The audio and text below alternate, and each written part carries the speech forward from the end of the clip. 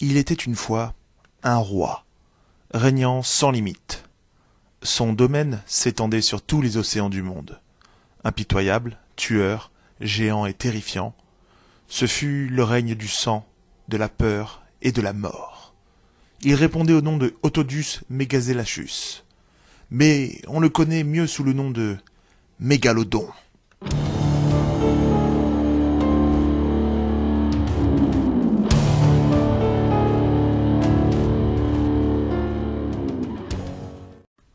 Eh bien oui, vous l'aurez compris mes petits calamars, le plus grand squal de tous les temps débarque sur Xenolife et on enchaîne immédiatement avec le fait numéro 1. Et on va parler de la taille impressionnante de l'animal. Alors, afin de procéder au calcul de la taille du squal, il faut savoir qu'aucun fossile entier n'a encore été retrouvé. Le biologiste John E. Randall, passionné de requins et de chemises hawaïennes, a mis en place un calcul des plus spécifiques. Il a comparé l'émail des dents des requins blancs actuels et il a établi que si le mégalodon avait les mêmes proportions que nos squales contemporains, eh bien, il atteindrait la noble taille de 13 mètres de long. Un autre biologiste, quelques années plus tard, du nom de Michael Gottfried, quant à lui est parvenu à un calcul différent, à un résultat de 15 mètres de long. Et après la taille, le poids, un poids lourd le mégalodon, puisque d'après des estimations scientifiques, le poids du mégalodon devait avoisiner autour des 100 tonnes, ce qui fait de lui la créature du Mésozoïque la plus lourde. Ses challengers, en la personne du Chronosaurus et du Liopleurodon, atteignaient quant à eux péniblement les 40 tonnes tout mouillé, c'est le cas de le dire. Enchaînons avec ce fait numéro 3 et un petit bond dans le passé. En effet, il apparaît que dans des données remontant de la Renaissance, d'immenses dents triangulaires fossilisées furent retrouvées un peu partout en Europe à l'époque. La croyance populaire ne perdit pas de temps à s'emparer de la nouvelle et très vite on se mit à croire que ces dents étaient tout simplement des dents de dragon. Mais c'est en 1667 que le naturaliste danois Nicolas Stenot identifia clairement les objets, les présentant comme des dents, immenses certes, mais des dents de requin fossilisées. Il présenta d'ailleurs ses travaux et ses recherches dans son livre intitulé The Head of a Shark Dissected. Pour le fait numéro 4, on va se pencher sur l'appétit sans limite du mégalodon. C'était un tueur en série. Il dévorait tout ce qui lui passait devant le nez.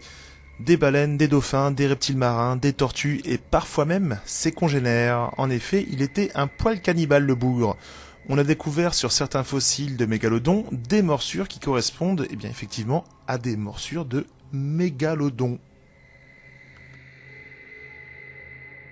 Et pour ce dernier fait, après avoir parlé de son côté cannibale, on va parler de sa morsure. En 2008, une équipe de recherche américano-australienne a projeté des simulations informatiques afin de calculer la puissance de la morsure de notre squale géant.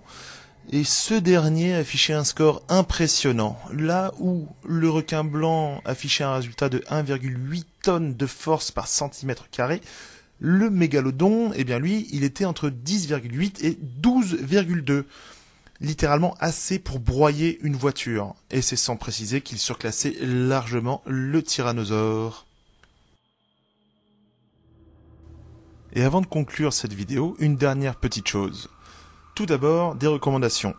Je vous recommande absolument de regarder l'émission de Nigel Marven qui s'appelle Les monstres du fond des mers. C'est une émission qui parle des monstres du Mésozoïque. Elle est absolument passionnante, vous apprenez beaucoup de choses. Deuxièmement, vous avez la boutique de Mr. Woods Fossils à Édimbourg, en Écosse. Alors j'y suis allé personnellement, plusieurs fois, et cette boutique est absolument extraordinaire. Elle ne paye pas de mine, vous pouvez la trouver facilement à Édimbourg, hein. Elle est facilement trouvable. Et vous pouvez vous acheter des petits fossiles de dents de requin, des crânes, etc. Ça dépend le porte-monnaie que vous avez aussi, mais il y a des choses très abordables. Et dernière chose, si vous avez joué à Battlefield 4 comme moi, vous devez être au courant de l'existence du mégalodon dans le jeu. Alors, il y a tout un protocole à faire pour l'activer, mais il existe. Voilà. Essayez de trouver les vidéos d'Easter eggs sur internet, vous allez voir, c'est très instructif. En attendant, eh bien, de un, je vous remercie d'être resté jusqu'au bout de cette vidéo. J'espère que la vidéo vous a plu. Comme d'habitude, n'hésitez pas à partager, liker, commenter. Vous êtes toujours de plus en plus actifs, ça fait extrêmement plaisir. N'oubliez pas qu'on est aussi sur Steam, la page Calamar's Army, pour jouer à Alien vs Predator et d'autres jeux tous ensemble. Et puis, bah moi, je vous donne rendez-vous à la prochaine vidéo. Je vous souhaite de bonnes fins de vacances, portez-vous bien et méfiez-vous de l'eau qui dort. Bise.